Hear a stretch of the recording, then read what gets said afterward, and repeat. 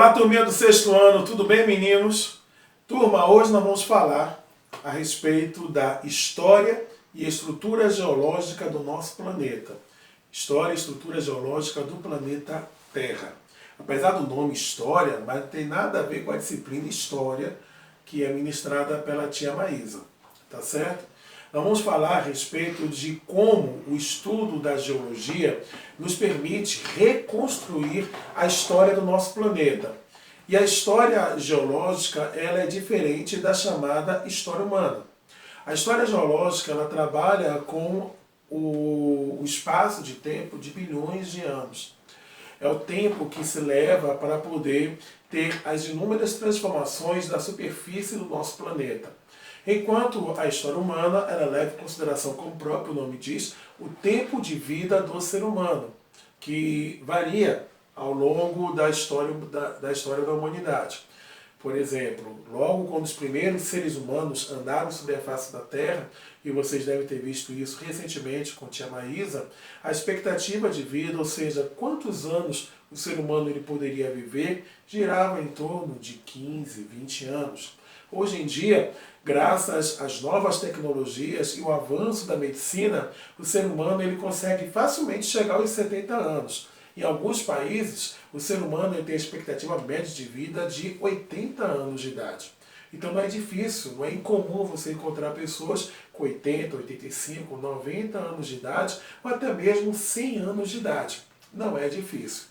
Mas mesmo assim, quando você pega um idoso de 100 anos e vai comparar com o tempo de vida do nosso planeta, esse ser humano, esse indivíduo, ele viveu 1/1000º de segundo em relação ao tempo de existência do nosso planeta.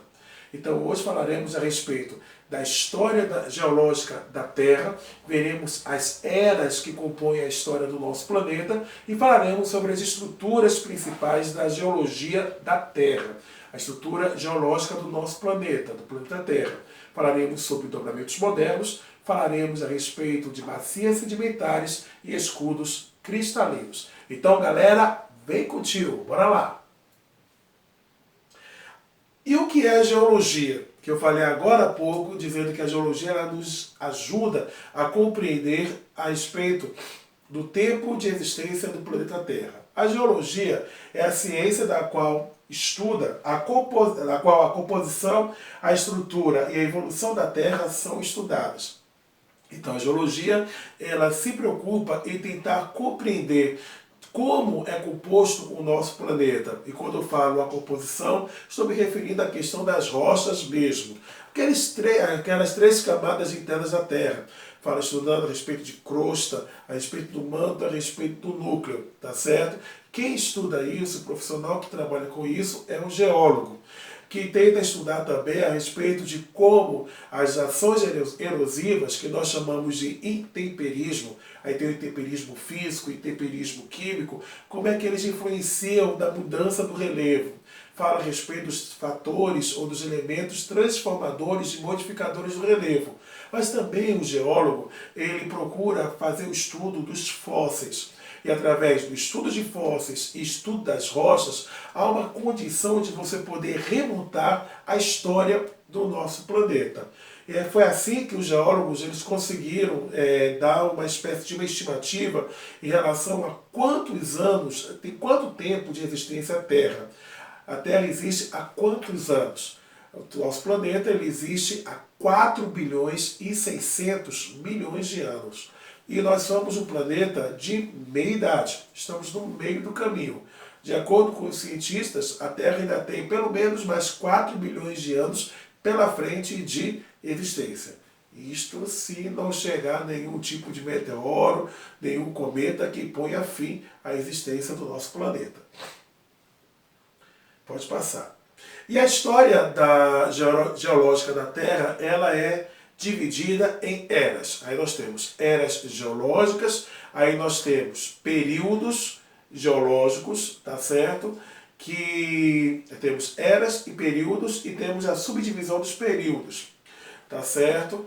Que, na verdade, para nós do sexto ano, nós vamos nos concentrar apenas nas eras e nos períodos. A subdivisão dos períodos, vocês estudarão isso em geografia na primeira série com Tia Karine, tá certo? Ou seja, vai demorar bastante ainda para vocês poderem estudar subdivisões dentro dos períodos geológicos. Vamos lá? Pode passar. A primeira era, ela é chamada de Era Azoica.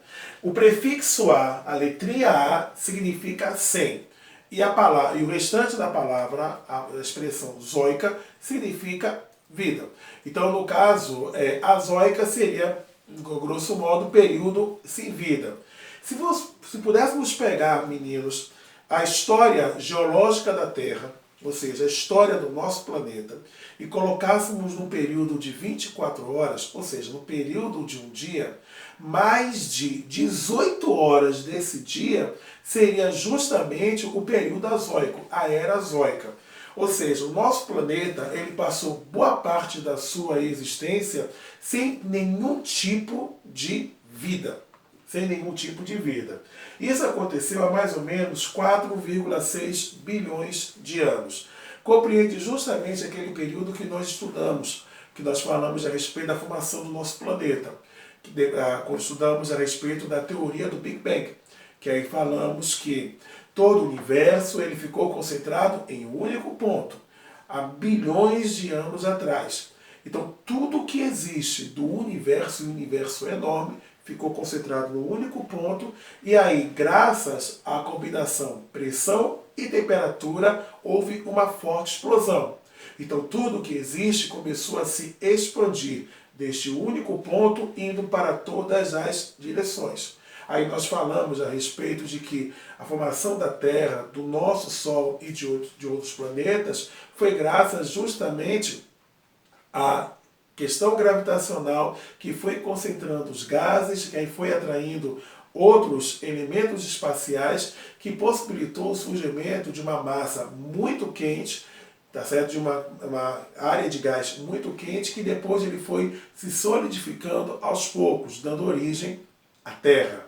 Então, até que acontecesse o esfriamento do nosso planeta, permitindo o surgimento daquelas 3 camadas que nós estudamos na aula passada, durou bilhões de anos. É o período azoico. Mas vamos agora para a segunda era, que é a chamada Era Pré-Cambriana, que significa vida primitiva.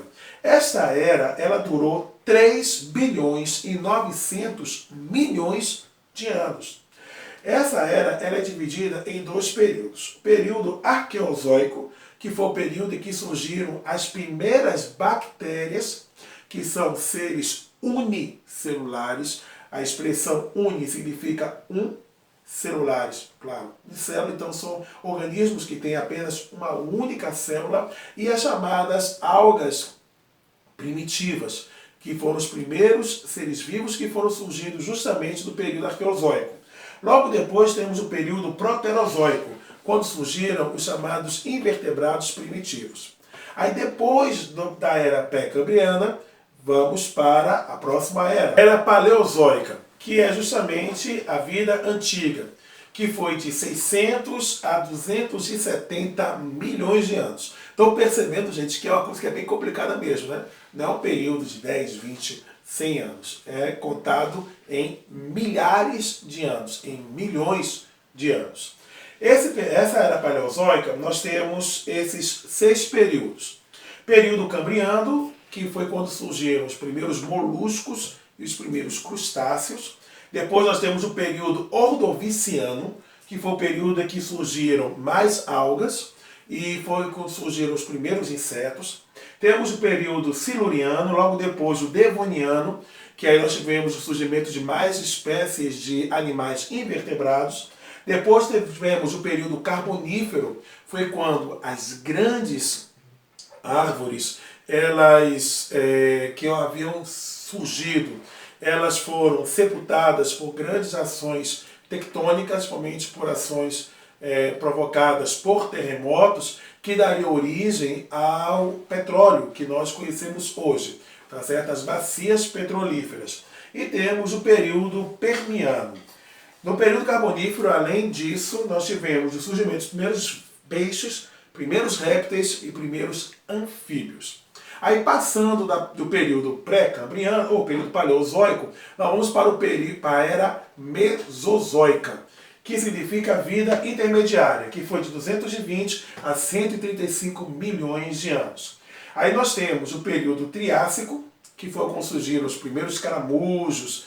Também nós temos maior diversificação dos anfíbios. E vem aquela época que, quando a gente fala de período antigo, melhor dizendo, período pré-histórico, todo mundo lembra logo, que é a questão dos dinossauros, que é o período Jurássico. É quando os sauros começaram a dominar o nosso planeta, tá certo? Desde os dinossauros de pequeno porte, vários dinossauros herbívoros, passando pelos grandes dinossauros, como por exemplo o Tiranossauro Rex, o T-Rex, que vocês devem ter visto isso assistindo vários filmes da série Parque dos Dinossauros, ou Jurassic Park. Beleza? E depois temos o período Cretáceo, que é quando surgem os peixes mais modernos, os répteis marinhos, e surgem as aves. Passando pelo período Mesozoico, vamos entrar na nossa era, que é a era Cenozoica, que é a vida recente, que vai de 70 milhões de anos até os nossos dias. Na transição entre a era Mesozoica e a era Cenozoica, tivemos a extinção dos dinossauros, que, de acordo com os cientistas, os dinossauros ficaram extintos porque um grande meteoro atingiu o nosso planeta, na península de Yucatán, localizado no México. E aí, quando esse grande meteoro, com mais de 5 quilômetros de diâmetro, atingiu o nosso planeta, ele levantou uma nuvem de poeira que cobriu toda a atmosfera da Terra, impedindo que os raios solares pudessem atingir a superfície. E por causa disso provocou o que nós chamamos de inverno nuclear, que graças a essa cobertura feita pela poeira, que ficou em suspensão na atmosfera por mais de 2 anos, mais de 50% das espécies vegetais morreram. E sem essas espécies vegetais, os dinossauros que eram herbívoros, os dinossauros herbívoros que se alimentavam de plantas, ficaram sem fonte de alimento. E aí eles morreram. E aí, consequentemente, os animais carnívoros, no caso os dinossauros carnívoros, eles ficaram também sem sua fonte de alimento. E aí eles morreram também, ficando assim os dinossauros extintos. Lembrando que os dinossauros, eles eram animais de sangue frio. Eles não eram o que a biologia chama de animais homeotérmicos. Eles não conseguiam manter a sua temperatura corporal constante. Ou seja, a temperatura do corpo desses animais variava de acordo com a temperatura ambiente. Então, isso também, pelo fato de o Sol ter ficado coberto por mais de 2 anos, isso também ajudou a extinção desses animais. E aí, os pequenos mamíferos que já existiam nesse finalzinho do período Cretáceo, começando o chamado período Terciário, esses mamíferos começaram a se desenvolver, começaram a evoluir. Então, foi o fim da era dos grandes répteis e a era dos mamíferos. E quem é mamífero? Eu e você, tá certo? Mas ainda nós não surgiríamos no período terciário. Aí temos os mamíferos, as aves, os insetos, os primatas e mais espécies de répteis surgindo.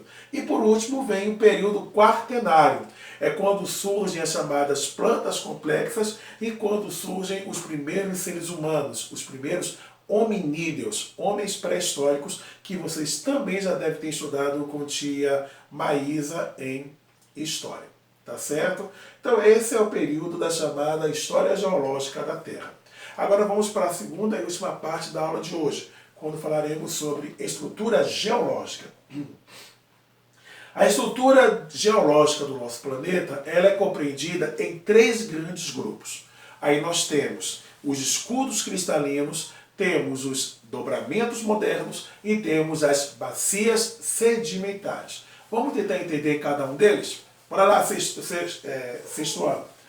Escudo cristalino são as formações de relevo mais antigas do nosso planeta. São áreas de estabilidade tectônica, ou seja, são áreas em que dificilmente você vai encontrar movimentos tectônicos. Sejam eles movimentos divergentes, ou seja, que separa uma placa da outra, sejam eles movimentos convergentes, quando uma placa se choca com a outra. Só o movimento divergente e convergente a gente vai estudar um pouquinho mais na frente, mas ainda nessa etapa.